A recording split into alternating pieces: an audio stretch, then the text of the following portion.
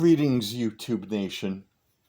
So, this is the one of the Athearn H24-66 Trainmasters that I picked up at the Edison, New Jersey Greenberg Show.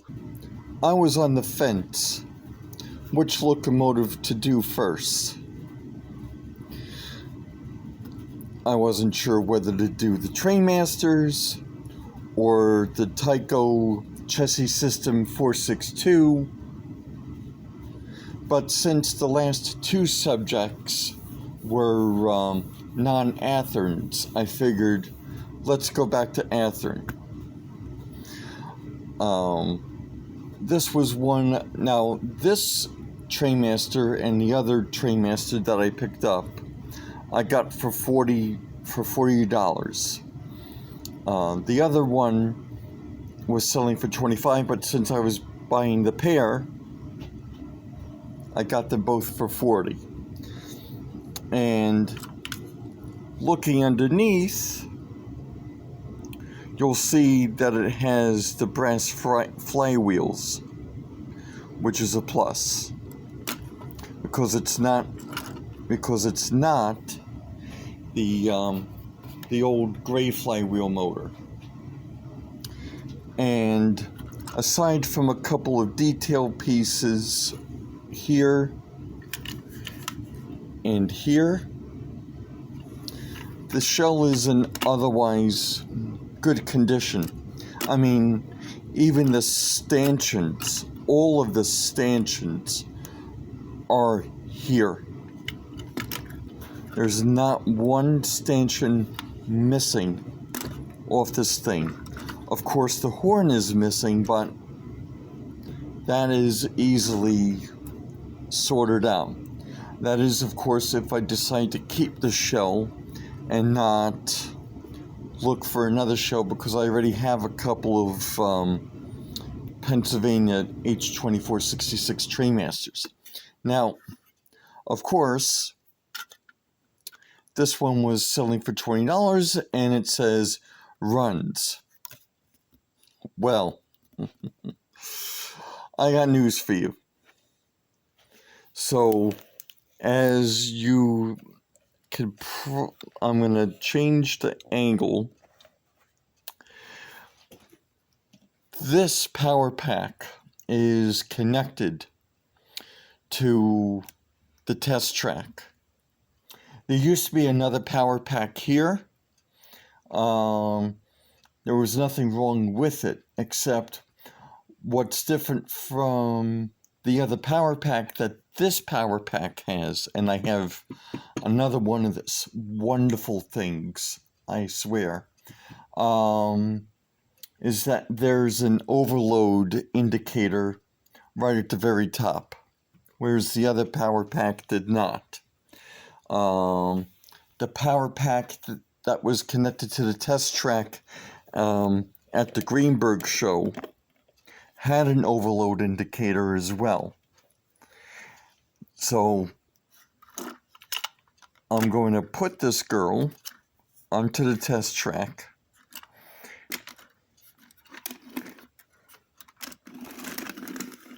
Give me a second. So, it's on the test track. Power pack is on. Now, mind you, these wheels are all railed correctly. And with a little bit of power,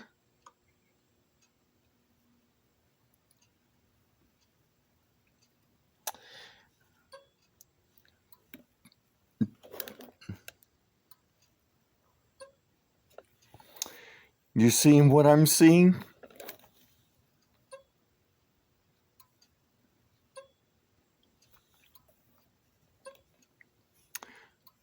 Something's wrong with this locomotive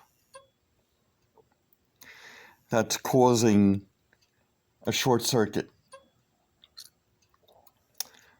So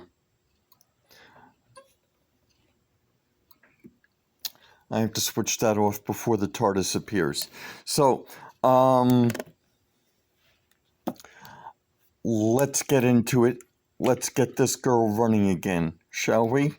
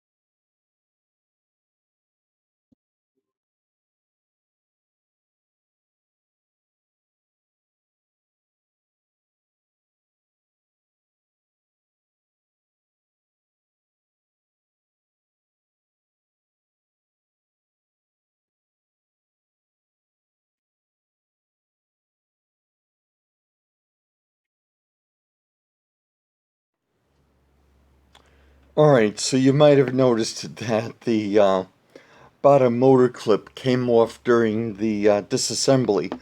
Fortunately, everything's accounted for, and this is very curious because while everything seems clean about the motor,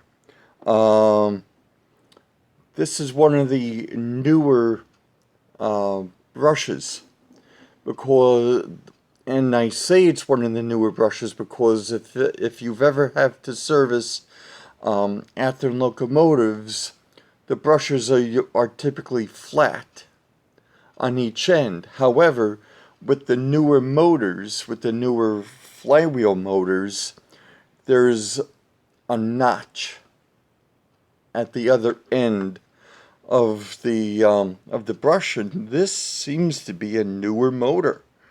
I mean, of course we'll clean the brush, but feeling the motor, I sense you can't, I mean, you're not here to see for yourself, but I could already tell that there's a certain tightness on each shaft, like it's almost like it's almost scraping against what's keeping this part of the motor.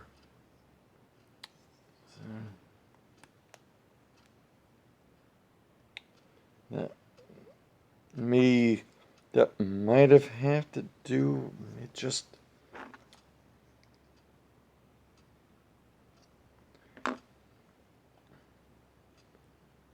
There.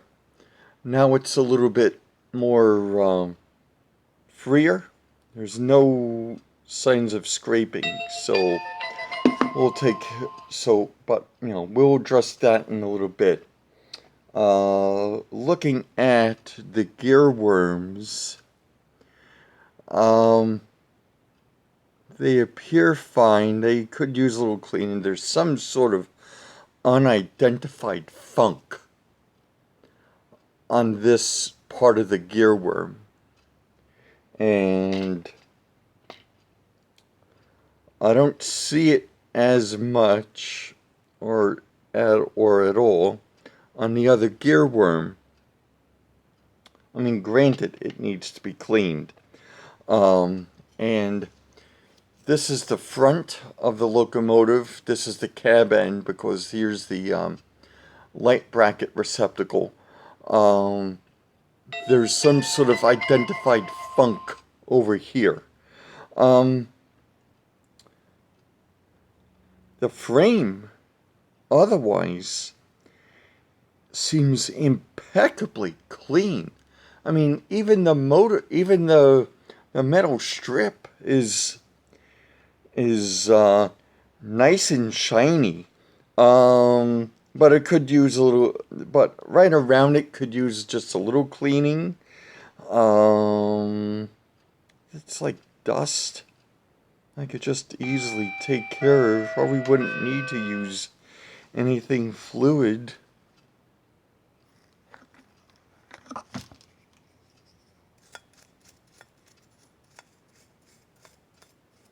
I mean, it seems to be in fine shape.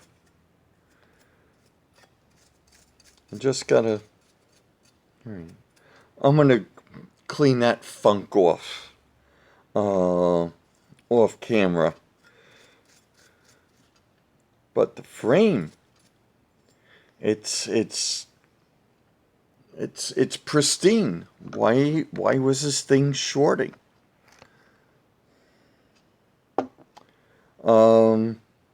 The motor mount pads, there's still some good elasticity.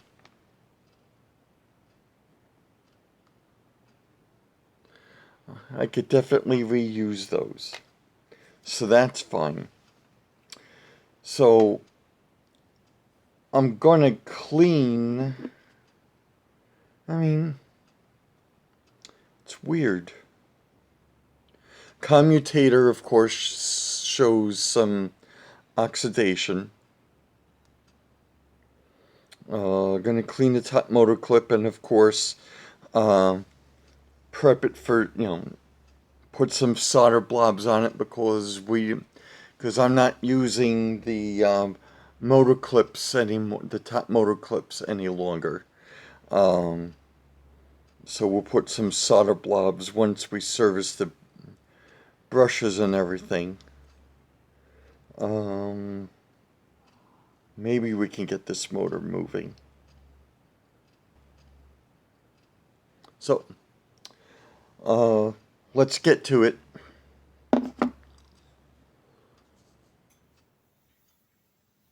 Well, we can't get to it yet because I completely forgot about the gear towers. The gear towers, the wheels are free rolling.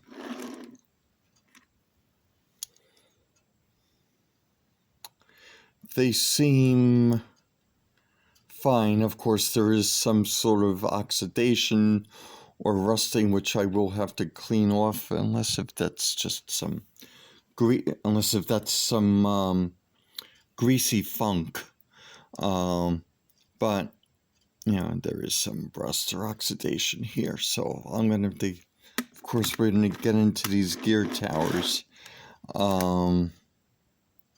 Yeah, that's the rear gear tower.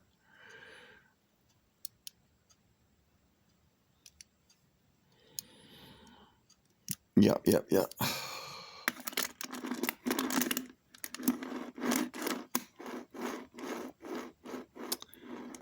Still free rolling. Unless if it has something to do with the gear tower themselves. Alright. Now we can get to it.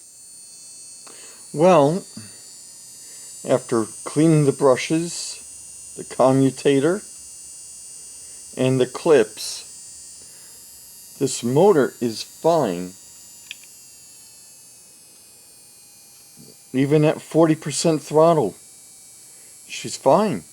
Oh, and by the way, I did use air tool oil on the shaft of the flywheels and just behind the windings, and this thing is fine. So it could have been how tight the flywheels were. That could have been the cause of it, but we still have the gear towers to address. because that could have also been a cause. Or it could have contributed to the constant shorting out, the overload indicator light coming on. But if we've got ourselves a working motor, then we can get ourselves a working locomotive. So hang tight. So we have this mounted back onto the frame. This is at barely 40% throttle and still showing promising results. So let's get onto the gear towers.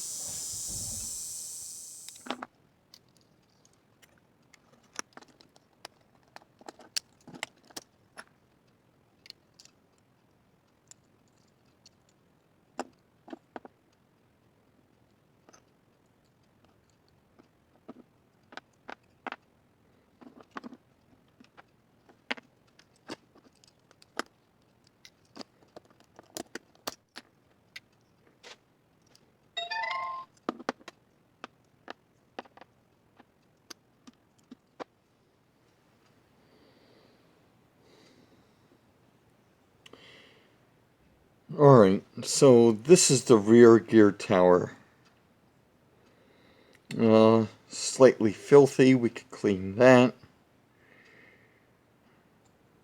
The underarm of the rear gear tower shows oxidation, and it's a little bit loose. Probably use a little CA to just firm it up.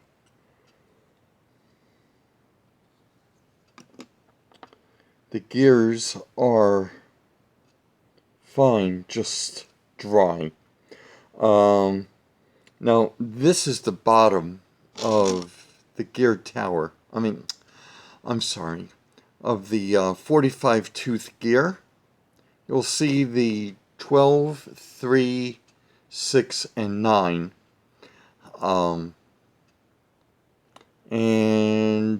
Or you'll probably see it 12, 3, 6, and 9. And it's upside down. When I open it up, at 12 o'clock was face up. So we'll just leave it at that when we put it back. And it's the same situation. Instead of 12, 3, 6, and 9 facing me, it's the 12 o'clock. And that came from the front gear tower. And the front gear tower just shows rust and oxidation. Plus, it seems a little bent. Not too loosey-goosey, but it's somewhat bent. Wonder why. But the wheels are cruddy. We'll clean those. And the gears, the gears are just incredibly dry. So we're going to clean this up. Give it a nice cleaning off camera. I am going to put a little solder glob right over here for the rear lights.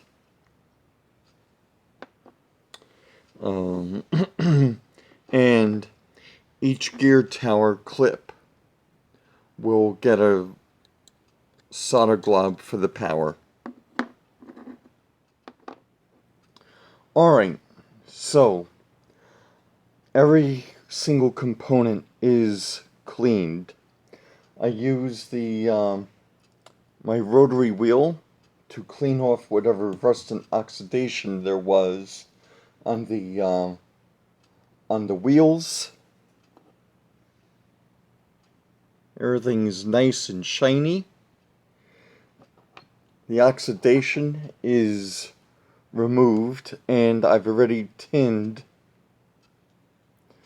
the rear gear tower to accept the rear LED light, tin the top of the gear tower for the motor clip wires. This is the front gear tower. I've already also tinned the light bracket, because I'm going to put an LED on here. So with all this being said, I'm going to recite my incantation. Kaze no yo ni hayako.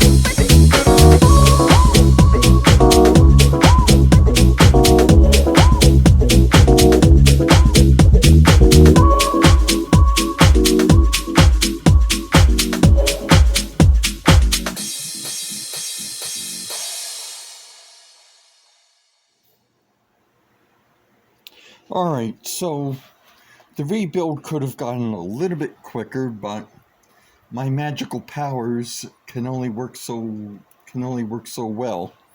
I put her back on the test track and it was still getting the overload indicator message popping on the power pack. So after finagling with the geared tower arms, and we have ourselves a running locomotive, and this is on 20% throttle. And now I'm going to bring her back on 20% throttle.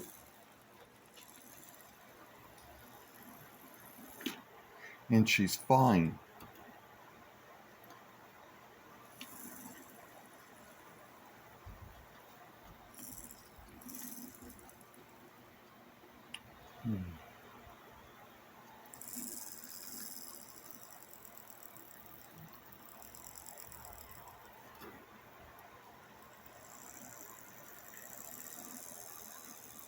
So we've pretty much brought this girl back from the dead.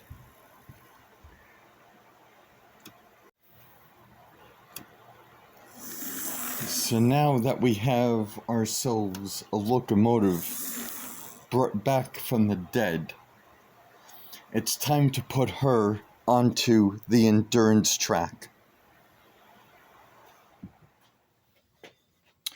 Okay, so here's the Trainmaster on the endurance track. The power pack is on in the forward direction. So let's give her some power.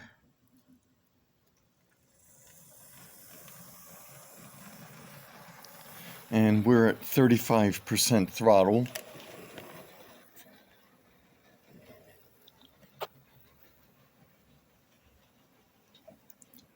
Current draw is pretty good, as is the voltage. I'm going to give her a little more juice. Lord knows how long this thing hasn't run. But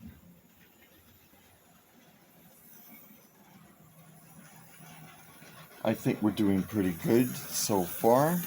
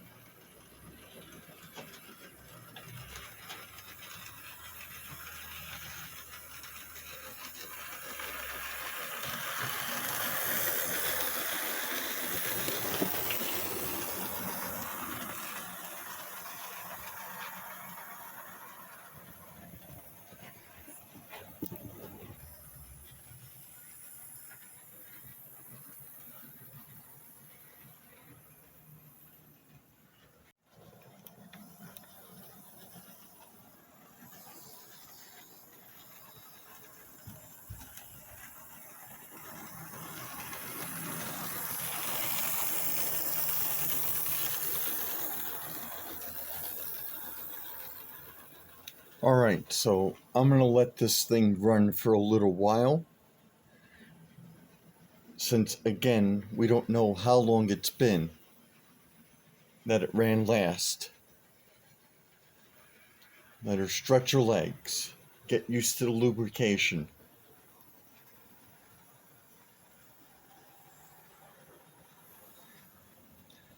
In the meantime, we can address the shell.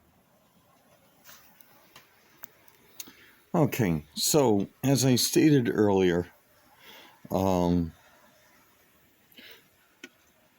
shell is in otherwise good condition. The stanchions are all here. There's not one stanchion missing. All the railings are here.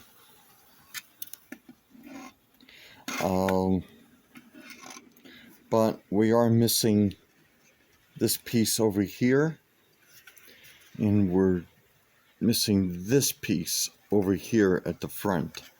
I might have a donor shell that could provide me with those missing pieces. Oh, excuse me. Yeah, so I might have a donor shell that could address these missing details. So we'll see about that.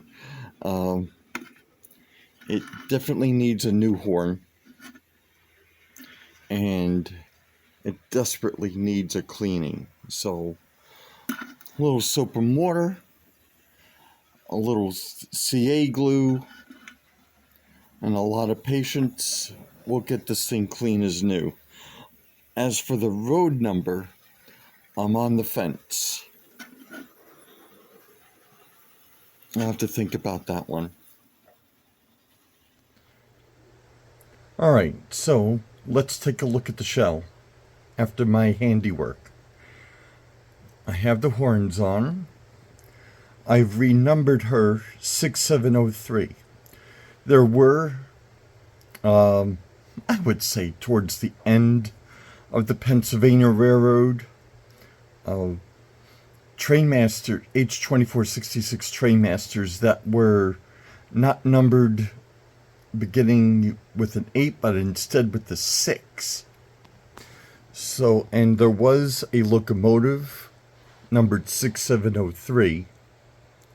So I managed to create decals to match the numbering on the cab and on the number boards in front and in back. On the long hood end, I have a 148 KD coupler. And on the front, I have a horn hook coupler. Why? Because I can. The handrails are gold because I didn't have a yellow paint pen available at the time. The grab rails and the stanchions are silver. So it's a pretty nifty job. So let's see her in action. Hold on a second.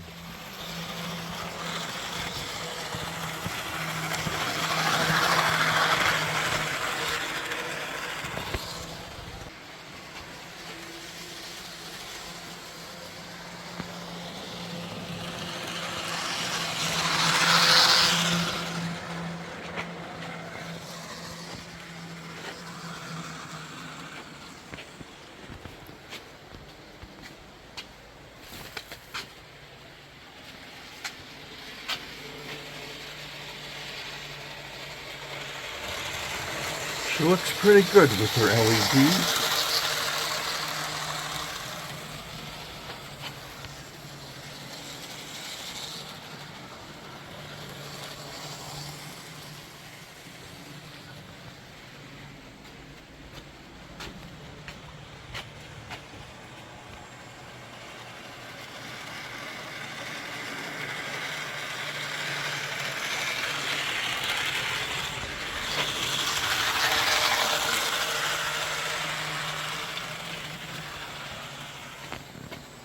Now, running long hood, you can see the LED is working pretty fine.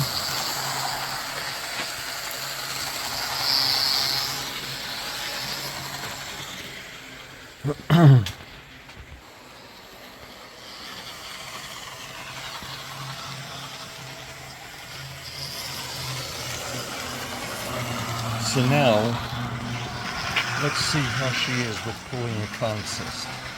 Hold on.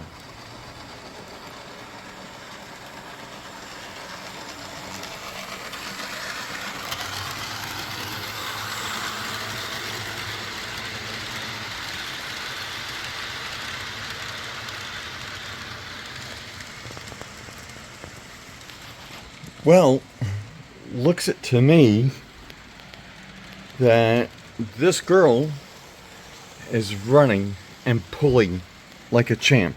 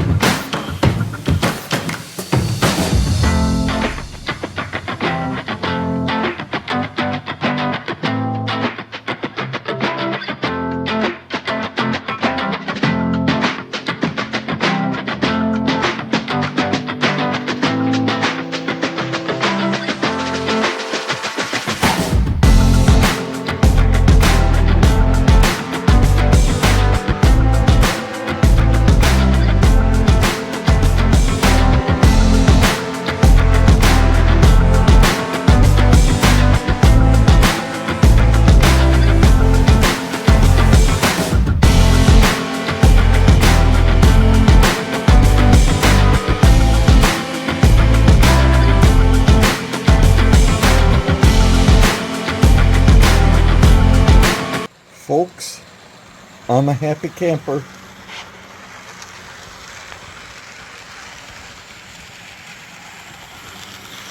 And with that being said,